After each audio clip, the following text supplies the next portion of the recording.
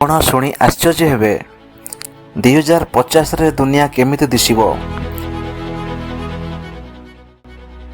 ଆଜିର ଟେକ୍ନୋଲୋଜି ଏତେ ଦ୍ରୁତ ଗତିରେ ଆଗକୁ ବଢ଼ୁଛି ଯେ ଆଗାମୀ 20 ବର୍ଷ ପରେ ଆମର ଜୀବନଶୈଳୀ ପୁରା ବଦଳିଯିବ।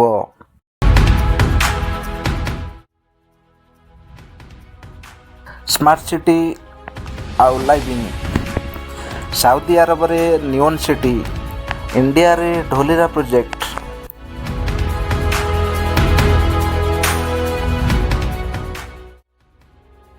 ଏଠି ଫ୍ଲାଇଂ କାର୍ ହେବ, ଟ୍ରାଫିକ୍ ହେବ ନାହିଁ। ଆପଣ ଘରେ ପ୍ରବେଶ କରିଲେ AI ରୋବୋଟ୍ ଅଟୋମେଟିକ୍ ଘରର ଆବଶ୍ୟକୀୟ କାର୍ଯ୍ୟ କରିବ, ଆଉ ସେସବୁ ପରିଚାଳନା ମୋବାଇଲରେ ହେବ।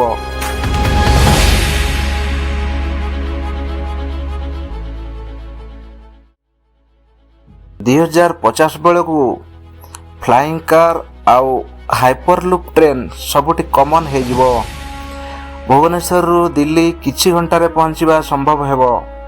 ଆପଣ ଅଫିସକୁ ଯେମିତି ଟ୍ୟାକ୍ସିରେ ଯାଉଛନ୍ତି, ସେମିତି ଫ୍ଲାଇଂ କାର୍ରେ ଯିବା ଆସିବା ମଧ୍ୟ ସମ୍ଭବ ହେବ। ନାସା ଆଉ ଇସ୍ରୋ ଚନ୍ଦ୍ରରେ ଘର ନିର୍ମାଣ ପାଇଁ ପ୍ରୋଜେକ୍ଟ ଷ୍ଟାର୍ଟ କରିଛି। 2050 ବେଳକୁ ମଣିଷ ସ୍ଥାୟୀ ଭାବେ ଚନ୍ଦ୍ରରେ ବାସ କରିବ। ଏବେ ପର୍ଯ୍ୟନ୍ତ ଏହା କଳ୍ପନା ଥିଲା ମାତ୍ର, କିନ୍ତୁ 25 ବର୍ଷ ପରେ ଆପଣ ଟିକେଟ୍ କିଣି ଚନ୍ଦ୍ରକୁ ଘୁରି ଆସିପାରିବେ।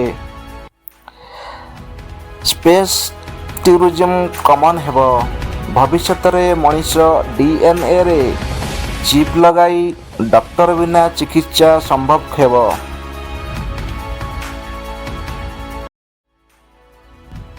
AI ରୋବୋଟ୍ ସର୍ଜରୀ, ଆଉ ରୋଗୀ ଘରେ ବସିଥିଲେ ବି ଟ୍ରିଟମେଣ୍ଟ ନେଇପାରିବ। ମେଡ଼ିକାଲରେ ଲମ୍ବା ଲାଇନ୍ ଲଗାଇବାକୁ ପଡ଼ିବ ନାହିଁ। 2050 ବେଳକୁ ଦୁନିଆ ହେବ ଏକ ଅଦ୍ଭୁତ କମ୍ବିନେସନର ଯୁଗ।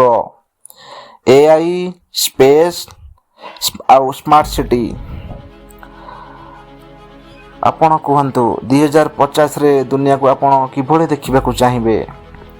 ଯଦି ଭିଡ଼ିଓଟି ଆପଣଙ୍କୁ ଭଲ ଲାଗିଥାଏ ତେବେ ନିହାତି ଭାବେ ସବସ୍କ୍ରାଇବ୍ କରନ୍ତୁ।